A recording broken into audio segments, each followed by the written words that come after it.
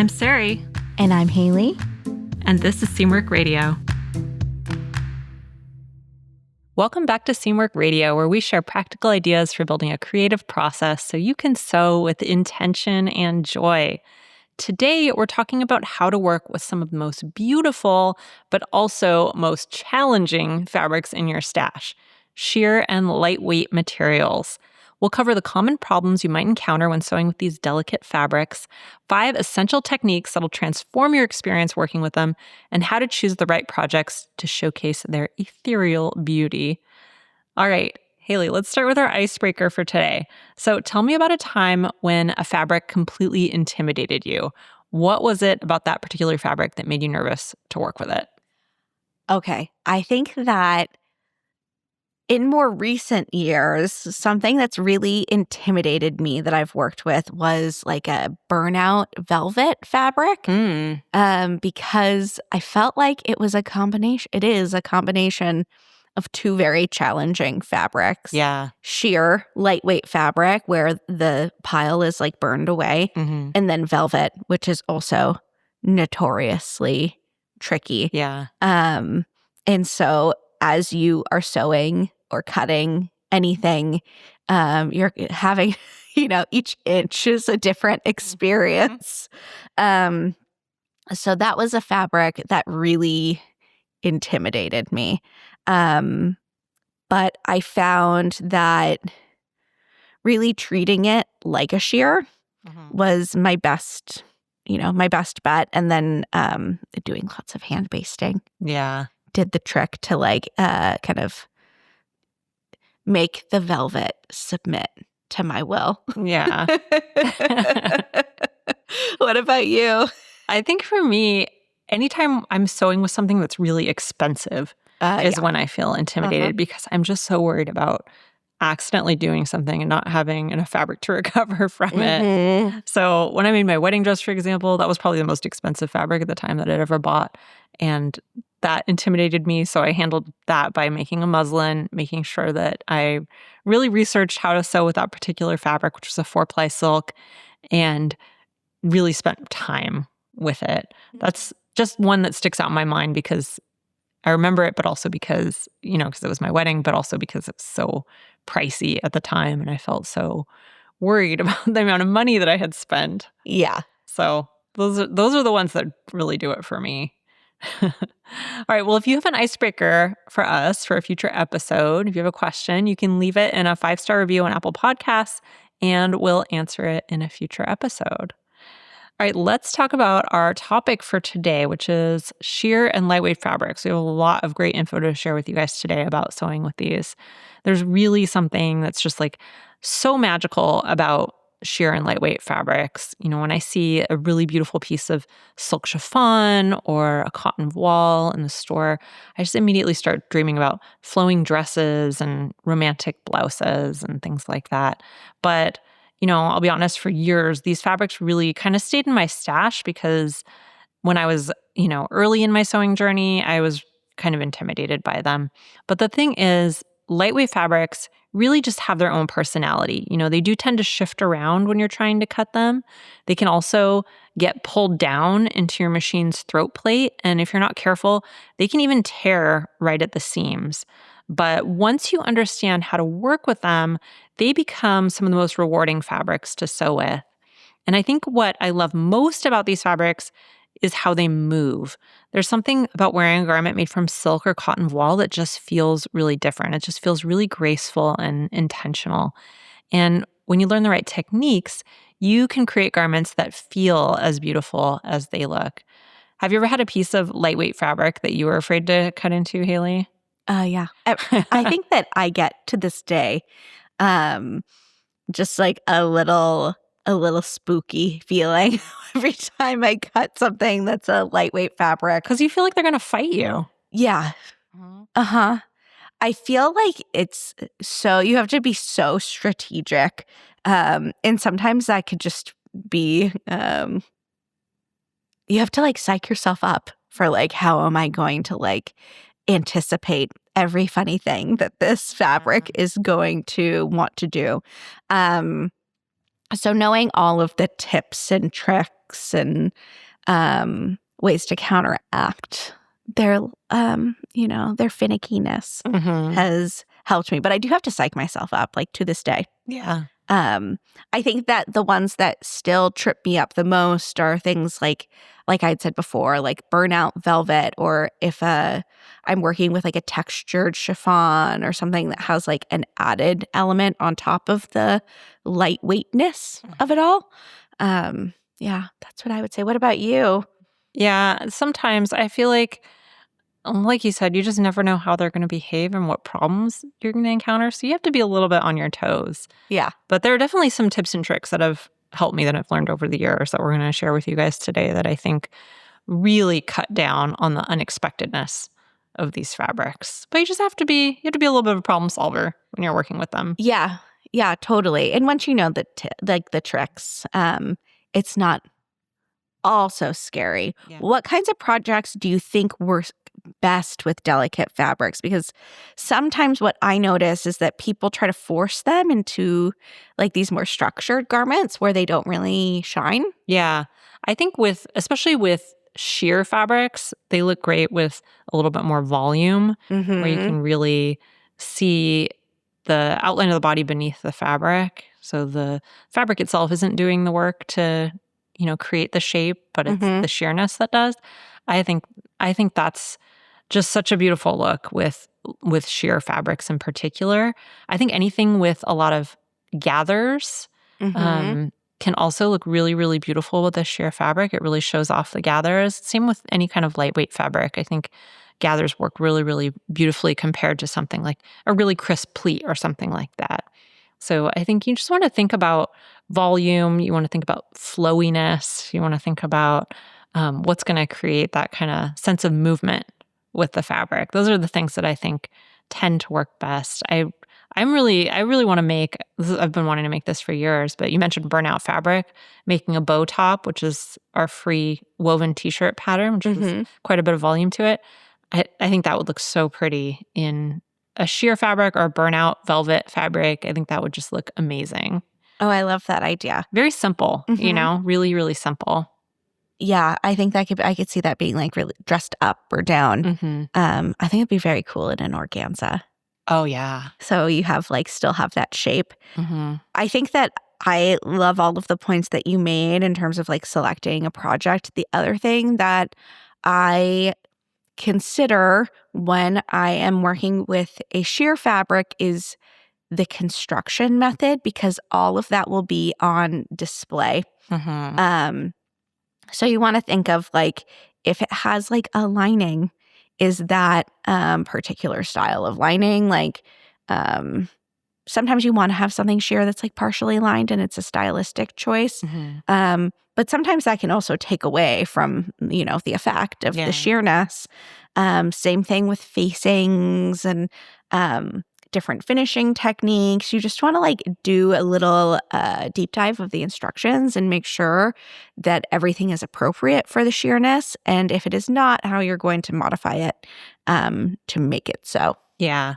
I think it really helps if you kind of plot all of that out ahead of time before you start sewing. I think that's where a lot of beginners tend to get a little bit tripped up, is not really thinking through, not having the experience to think through all those details before they get into the actual project. Yeah. So I think that's a really, really important tip. All right, well, we're going to talk about some 5 tips that'll really help you with these types of fabrics. So we're going to go through these and share what's helped us over the years to tackle these tricky fabrics. And I think these will be really valuable if this is something that you're planning to sew with in the near future. So the first one is to use a stabilizer to tame shifting fabric. So the biggest challenge for me with lightweight fabrics is that they just have a mind of their own during cutting.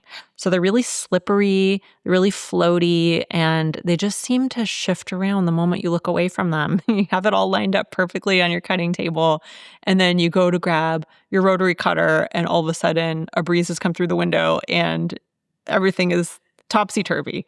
So that's something that I get a little bit frustrated with when it comes to these kinds of fabrics is just the slipperiness and floatiness of them when you're cutting. So there are different ways you can address this. I know some sewists like to layer tissue paper underneath their fabric when they're cutting, so you cut through both layers at once, and that can definitely help. I personally find it a little bit too much work to put out tissue paper underneath the entire thing. And so people will sew through the tissue paper as well, which also it does work. It acts as basically a temporary stabilizer. I just think it's a little bit fussy for me personally, but it's something you can try. My favorite solution for most sheer lightweight fabrics is spray stabilizer. So spray stabilizer temporarily stiffens the fabric and it makes it feel more like paper. So it still has that kind of thin, lightweight feel, but it's a lot more crisp and not so floaty, and it makes cutting a lot easier and a lot more accurate. And it also makes sewing a lot easier because all the seams are much more crisp. So things aren't shifting around as much when you're sewing as well. And the beauty of it is that it washes out completely after you're done sewing. The only thing is that you want to make sure that you've pre-washed your fabric first before you use it, because obviously if you're going to launder it afterwards, you want to make sure it's pre-washed before you actually cut and sew with it. So if it's not a fabric that can be washed, for example, if it's a silk fabric that you're not planning to wash, you're planning to dry clean it, that might not be a good choice for a spray stabilizer because you won't be able to wash it out. But for most fabrics, and even when I sew with silk, I hand wash all my silk garments because I don't take things to the dry cleaner. That's just not my style. So for me, it works out. But if you're not planning to wash it, that's just something to be aware of. Do you have any other tips for dealing with shifty fabric, Haley, for cutting? Spray stabilizer is honestly like my favorite way to deal with it because like even my like most delicates, I tend to hand wash them and so I've never really run into too much of an issue with it.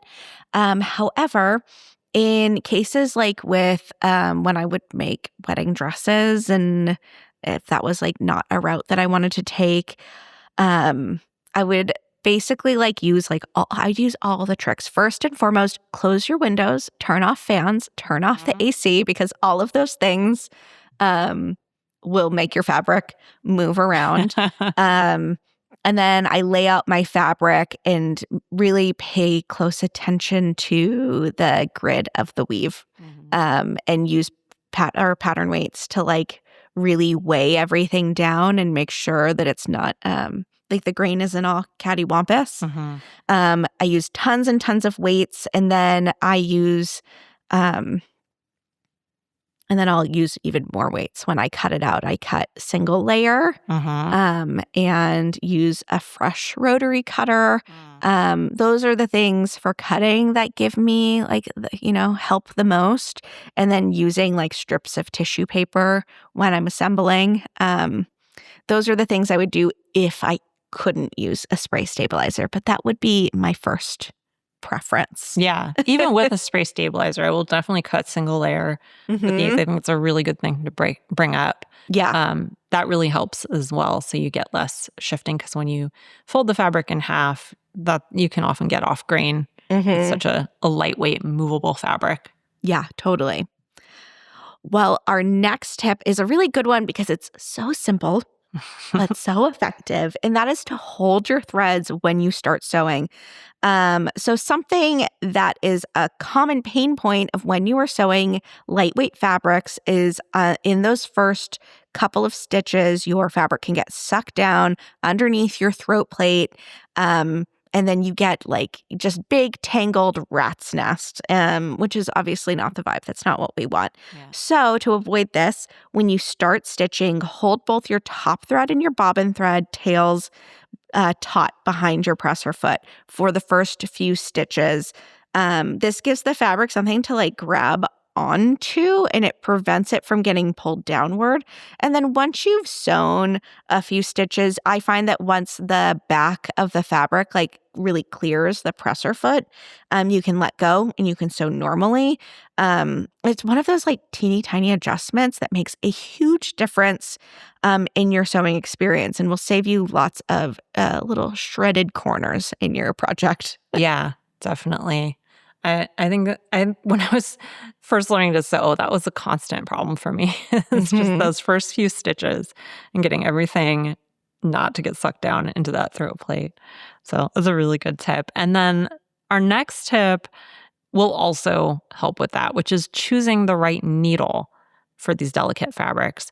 So your needle choice is really crucial when you're working with lightweight fabrics. And the wrong needle can actually damage the fabric, or it can cause it to get pushed down into your machine even more. So even if you're holding those threads, sometimes using the wrong needle can still cause it to get sucked down into the machine. So for fabrics like chiffon, georgette, cotton voile, I use either a 60/8 or 65/9 Microtex needle.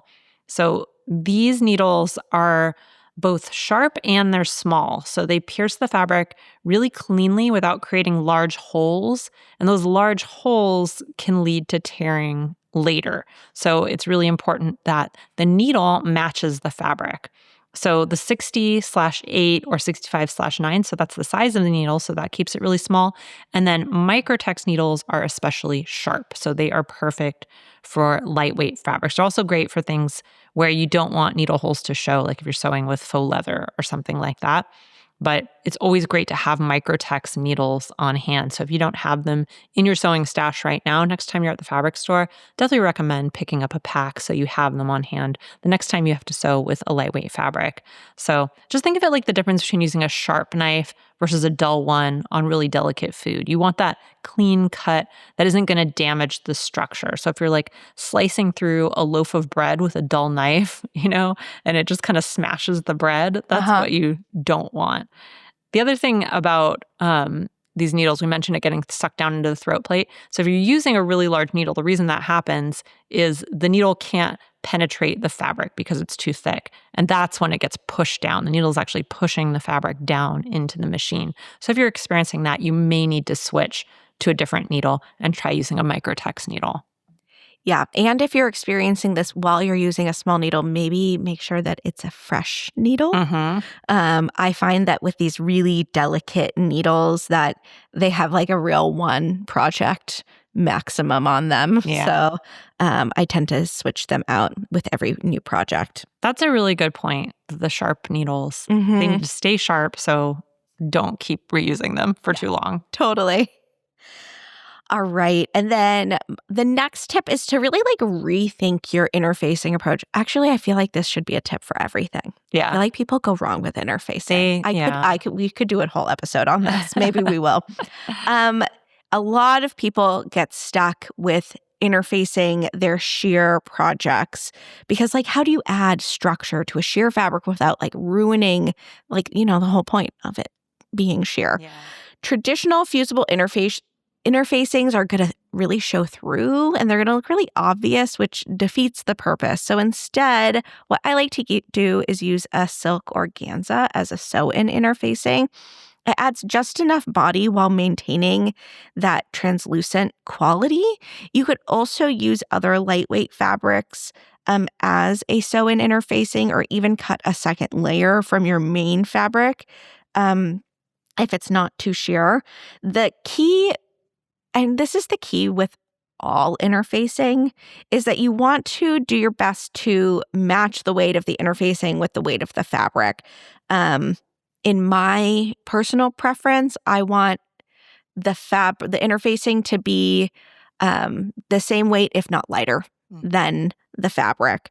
And this really helps to make sure that your support doesn't disrupt the drape of your fabric. In most cases, silk organza is a phenomenal choice for sheer fabrics. Yeah, I love to keep it on hand.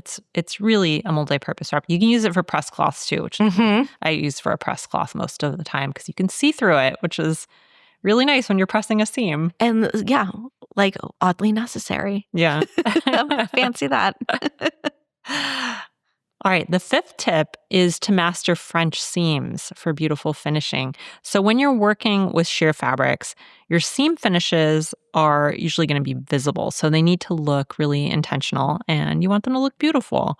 So French seams are really perfect for this because they completely encase the raw edges, creating a really neat professional finish that looks gorgeous from both sides. So if you're not familiar with French seams, if you've never sewn a French seam, what it is normally you take your fabric, two pieces of fabric, and you sew them right sides together, and then you open it up, and that creates the seam. So with French seams, what you do is you sew it first wrong sides together, and then you fold it back on itself, and you sew another seam right sides together so that the original raw edge is encased in the seam, and it just looks absolutely beautiful.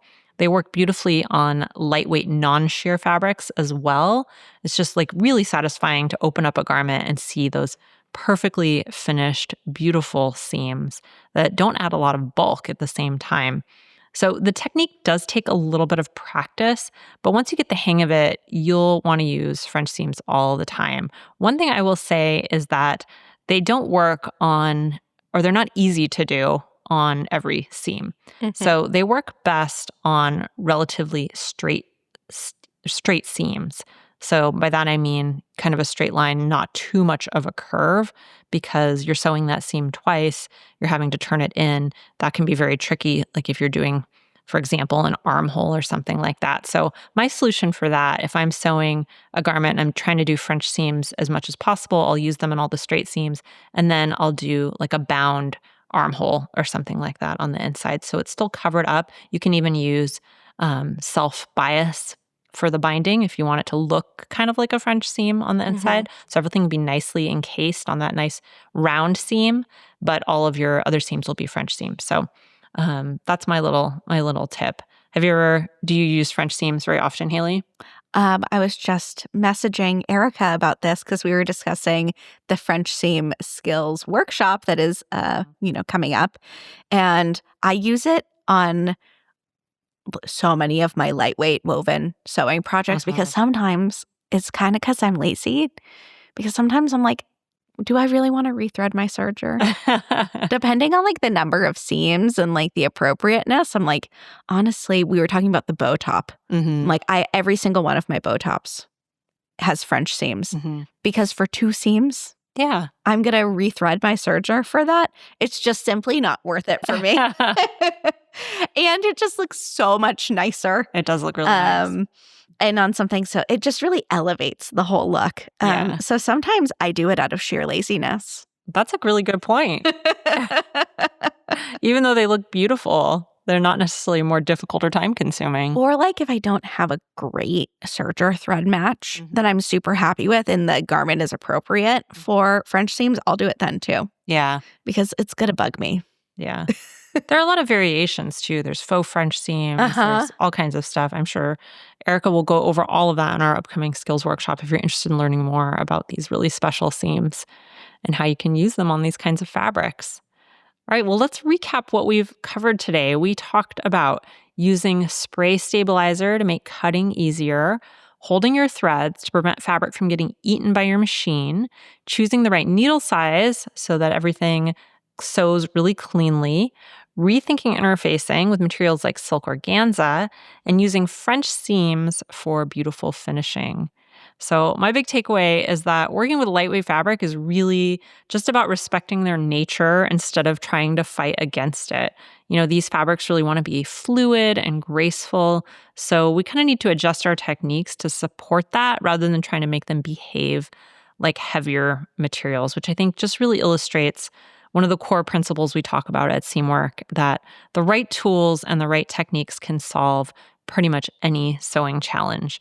If lightweight fabrics seem intimidating, you just need to know the specific approaches that work with them, and then they become much more manageable. All right, what about you, Haley? What's your big takeaway from this episode? I think that my takeaway is something that we discussed earlier in the episode, which is that something that I think many is like a very common beginner mistake, and that is not to consider the details of the project before you get started. Something that when I taught beginner sewing classes that I always recommended to my students was reading the instructions from start to finish before they cut or sew anything. I think that this is a really good way to start implementing this into practice for a few reasons. It's going to help you to understand how it's going to come together beforehand, and it's going to help you nip any of these hiccups in the bud. So if you don't already do this, I recommend starting to do it because it will be a good way for you to avoid just any technique incompatibilities when you're sewing. That's a good point. This dress I'm working on now, I forgot to do that. I didn't think about it. And then I started to get into the sewing and I was like, oh, I need to make bias tape to face the edges. And I didn't realize that. So then it wasn't a problem. I spent the time to make it. But if I'd read through the instructions, I would have been a little bit more prepared. Yeah, so definitely. It's definitely something to get better at for me too. All right, well, we've been talking about French seams quite a bit and mentioned the skills workshop. It's our newest one, which is coming out soon. And we're going to be doing a deep dive into French seams with Erica. And it's going to be really helpful if you want to master this really beautiful finishing technique. So the workshop is going to be available for free for Seamwork members throughout the month of December. So we have an interactive session throughout the month of December so you can work with other seam workers as you master the skill. And then it'll be available for individual purchase starting January 1st. So if you're a member, you'll get access as soon as it launches. Plus, you can participate in the community discussions and get your questions answered in real time, which is a wonderful benefit of being a Seamwork member. We have these skills workshops every month to offer you so you can build your skills over time as a member and do it with other people. If you're not a member yet, but you're interested in learning these techniques, head over to seamwork.com to learn more about how to join our wonderful community. And if you liked this episode, please consider leaving us a review, especially on Apple Podcasts or on Spotify, if that's where you listen. We read all of our reviews. We love to hear from you guys, and it really, really helps other people to find the show. So it's the number one thing you can do if you're enjoying the show to help us out. You can also follow us on YouTube at Seamwork Video. I make new videos every single week up there, and you can see what I'm making in real time as I make it, or relatively real time, kind of real time. You can follow us on Instagram at Seamwork. And if you'd like to become part of the Seamwork community, head over to seamwork.com to learn how to join. And that's it for us this week. I'm Sari. And I'm Haley. And this is Seamwork Radio.